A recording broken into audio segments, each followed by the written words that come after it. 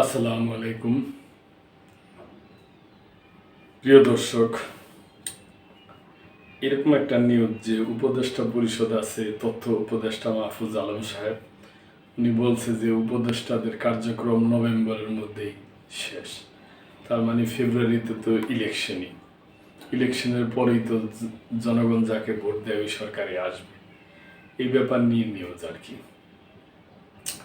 উপদেষ্টা পরিষদের কার্যক্রম নভেম্বরের মধ্যে শেষ হবে। মাহফুজ আলম, তথ্য উপদেষ্টা মাহফুজ আলম জানিয়েছেন, আগামী নভেম্বরের মধ্যে অন্তর্বর্তী সরকারের উপদেষ্টা পরিষদের কার্যক্রম শেষ হবে। এ সময়ের মধ্যে তথ্য ও সম্প্রচার মন্ত্রণালয়ের সংশ্লিষ্ট 13 নং সংস্কার 13 কাজও শেষ করার চেষ্টা থাকবে। রোববার ঢাকা রিপোর্টার্স ইউনিটিতে আয়োজিত মিট দ্য রিপোর্টার্স অনুষ্ঠানে যোগ দেন তথ্য উপদেষ্টা। এ সময় নিজের মন্ত্রণালয়ের সংস্কার অগ্রগতি তুলে ধরেন। তিনি বলেন, সংস্কার কমিশন থেকে 23টি তাৎক্ষণিকভাবে বাস্তবায়নযোগ্য প্রস্তাব এসেছে। এর মধ্যে মন্ত্রণালয়ের 13টি প্রস্তাব বাস্তবায়নের উদ্যোগ নিয়েছে। নভেম্বরে পরিষদের কাজ গুটিয়ে যাবে, তাই যা করার আগামী মাসেই করতে চাই। মাহফুজ আলম বলেন, one house one media policy এবং সাংবাদিক সুরক্ষা আইন অচিরেই উপদেষ্টা পরিষদে তোলা হবে। অনলাইন নিউজ পোর্টালের জন্য নীতিমালা চূড়ান্ত করা হচ্ছে।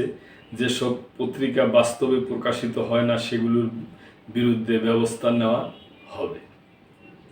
বেসরকারি টেলিভিশন চ্যানেলের আইনগত কাঠামোর ঘাটতির বিষয়ে তথ্য উপদেষ্টা বলেন, টেলিভিশন চ্যানেলের নিবন্ধন দেওয়া হয়েছিল আওয়ামী লীগ ঘনিষ্ঠ কিছু গ্রুপ অফ কোম্পানিজকে। তারা এখনও মালিকানা ধরে রেখেছে এবং বিদেশ থেকে লাভের টাকা গুনছে। ওটিটির কন্টেন্ট নিয়ন্ত্রণ প্রসঙ্গে তথ্য উপদেষ্টা জানান, কন্টেন্ট নির্মাণ তথ্য মন্ত্রণালয়ের আওতায় আর ডিজিটাল প্ল্যাটফর্মে প্রকাশ আইসিটি বিভাগের অধীনে পড়ে। ইউটিউব সহ যেসব প্ল্যাটফর্মে কন্টেন্ট থেকে আয় হয় সেগুলো রেগুলেশনের আওতায় আনা হবে। আগামী এক সপ্তাহের মধ্যে সাংবাদিকদের ন্যূনতম বেতন কাঠামো ঘোষণা করা হবে জানিয়ে মাহফুজ আলম বলেন, কমপক্ষে নবম গ্রেডের কাছাকাছি বেতন নির্ধারণের উদ্যোগ চলছে। আমরা প্রচার সংখ্যা কমিয়ে বিজ্ঞাপনের হার বাড়াতে চাই যেন গণমাধ্যম টিকে থাকে। স্থানীয় ও ইংরেজি পত্রিকার প্রকৃত প্রচার সংখ্যা যাচাই করে ব্যবস্থা নেওয়া হবে। নবম ওয়েজ বোর্ড বাস্তবায়ন নিয়ে ব্যর্থতার কারণ ব্যাখ্যা করে মাহফুজ আলম বলেন, নোয়াব ও পত্রিকা মালিকদের সঙ্গে 3 দফা বৈঠক হয়েছে, কিন্তু তারা রাজি হননি। তাই যারা বেতন দিতে পারবে না তাদের বিজ্ঞাপনের হার কমিয়ে দেওয়া হবে। প্রতিযোগিতায় যারা টিকে থাকতে পারবে না তারা বাজার থেকে ছিটকে যাবে।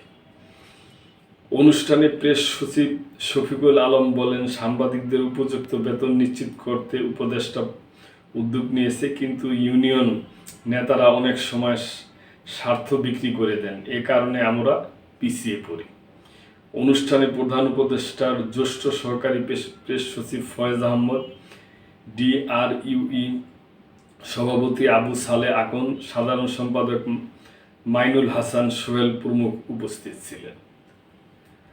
তো প্রিয় দর্শক, আমরা তো অনেক কিছুই আশা করছিলাম, যাই হোক, যা কিছুই করছে ওগুলা যেন সঠিকভাবে প্রয়োগ হয়, এটাই আমরা চাই। প্রিয় দর্শক, আপনাদের কোনো কিছু বলার থাকলে অবশ্যই মন্তব্য করবেন এবং লাইক, শেয়ার, কমেন্ট করে সাবস্ক্রাইব করে মেম্বারশিপ নিয়ে আমাদের পাশেই থাকবেন। আল্লাহ হাফেজ।